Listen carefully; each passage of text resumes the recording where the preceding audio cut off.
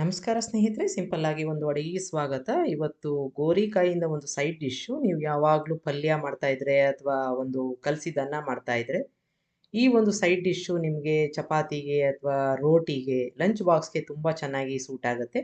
ಜೊತೆಗೆ ಈರುಳ್ಳಿ ಬೆಳ್ಳುಳ್ಳಿ ಕೂಡ ಹಾಕಿಲ್ಲ. ಹೇಗೆ ಮಾಡೋದು ಅಂತ ನೋಡೋಣ. ಒಂದು ಪ್ಯಾನ್ ಇಟ್ಕೊಂಡಿದ್ದೀನಿ. 2 ಟೇಬಲ್ ಸ್ಪೂನಷ್ಟು ಕಡಲೆಕಾಯಿ ಬೀಜನ ಚೆನ್ನಾಗಿ ಹುರ್ಕೋಬೇಕು. ಗರ್ಗರಿ ಆಗೋ ತನಕ, ಸಿಪ್ಪೆ ಬಿಡುತ್ತಲ್ಲ ಅದುವರ ತನಕ ಈ ರೀತಿಯಾಗಿ ಹುರ್ಕೊಂಡು ಇದನ್ನು ಒಂದು ಪ್ಲೇಟ್ಗೆ ತೆಕ್ಕೊಂಬಿಡೋಣ. ಈಗ ಇದಾದ ನಂತರ ಅದೇ ಪ್ಯಾನಲ್ಲಿ ನಾನು ಒಂದು ಅರ್ಧ ಟೇಬಲ್ ಸ್ಪೂನಷ್ಟು ಕೊತ್ತಂಬರಿ ಬೀಜ, ಒಂದು 2 ಟೇಬಲ್ ಸ್ಪೂನಷ್ಟು ಒಣಕೊಬ್ಬರಿನ ಈ ರೀತಿಯಾಗಿ ಕಟ್ ಮಾಡಿಕೊಂಡು ಅದನ್ನು ಕೂಡ ಹುರ್ಕೋತಾ ಇದ್ದೀನಿ. ಸ್ವಲ್ಪ ಚೆನ್ನಾಗಿ ಬಿಸಿ ಆಗಬೇಕು. ಹಸಿ ವಾಸನೆ ಕೊತ್ತಂಬರಿ ಬೀಜದ್ದು ಎಲ್ಲ ಹೋಗಬೇಕು. ಆಗಿದೆ ಈಗ. ಇದನ್ನು ಅದೇ ಪ್ಲೇಟ್ಗೆ ಹಾಕ್ಕೊಂಡು ಇದನ್ನು ಒಂದು ನೀರು ಹಾಕ್ಕೊಂಡು ಪೇಸ್ಟ್ ಮಾಡ್ಕೊಂಬಿಡೋಣ. ಅಷ್ಟೊತ್ತಿಗೆ ಕುಕ್ಕರ್ಗೆ ಒಂದು 3 ಸ್ಪೂನ್ ಎಣ್ಣೆ ಹಾಕ್ಕೊಂಡಿದ್ದೀನಿ. ಸಾಸಿವೆ, ಜೀರಿಗೆ, ಒಂದು ಅರ್ಧ ಟೀ ಸ್ಪೂನಷ್ಟು ಬಿಳಿ ಎಳ್ಳನ್ನು ಹಾಕ್ಕೊಂಡು ಸ್ವಲ್ಪ ಹಿಂಗನ್ನು ಹಾಕ್ಕೋತಾ ಇದ್ದೀನಿ. ಇದು ಒಂದು ಒಗ್ಗರಣೆ ಮಾಡ್ಕೋತಾ ಇದ್ದೀನಿ. ಈಗ ಎಲ್ಲವೂ ಚೆನ್ನಾಗಿ ಚಟಪಟ ಆದಮೇಲೆ ಮಿಕ್ಕ ಪದಾರ್ಥಗಳನ್ನ ಹಾಕ್ಕೊಳ್ಳೋಣ.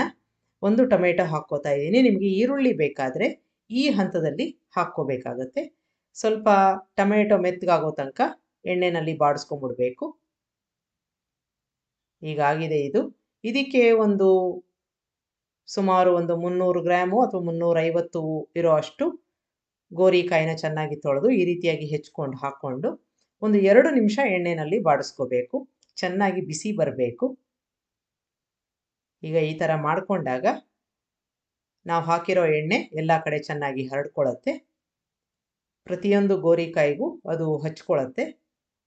ಆಗ ಮೆತ್ತಗೆ ಆಗಲ್ಲ. ನೀವು ಕುಕ್ಕರಲ್ಲಿ ಕೂಗಿಸ್ಕೊಂಡಾಗ ಅರಶಿನ ಹಾಕ್ಕೋತಾ ಇದ್ದೀನಿ. ಖಾರಕ್ಕೆ ತಕ್ಕ ಹಾಗೆ ರೆಡ್ ಚಿಲ್ಲಿ ಪೌಡರು, ಜೊತೆಗೆ ಕಲರ್ದು ಕೂಡ ಒಂದು ಟೀ ಸ್ಪೂನಷ್ಟು ಹಾಕ್ಕೋತಾ ಇದ್ದೀನಿ. ಎಲ್ಲವನ್ನು ಚೆನ್ನಾಗಿ ಮಿಕ್ಸ್ ಮಾಡ್ಕೊಂಬಿಡೋಣ. ತುಂಬ ಬೇಗ ಆಗುವಂಥದ್ದು, ಯಾಕೆಂದರೆ ಕುಕ್ಕರಲ್ಲಿ ಮಾಡ್ತಾ ಇದ್ದೀವಿ. ಜೊತೆಗೆ ರುಚಿ ಕೂಡ ಅಷ್ಟೇ ಚೆನ್ನಾಗಿರುತ್ತೆ. ಈಗ ಮಸಾಲೆ ಎಲ್ಲ ಚೆನ್ನಾಗಿ ಮಿಕ್ಸ್ ಮಾಡ್ಕೊಂಡಿದ್ದಾಗಿದೆ. ನಾವು ರುಬ್ಕೊಂಡಿರೋ ಒಂದು ಪೇಸ್ಟ್ನ ಹಾಕ್ಕೊಂಡು ಸ್ವಲ್ಪ ನೀರನ್ನು ಸಹ ಹಾಕ್ಕೋತಾ ಇದ್ದೀನಿ.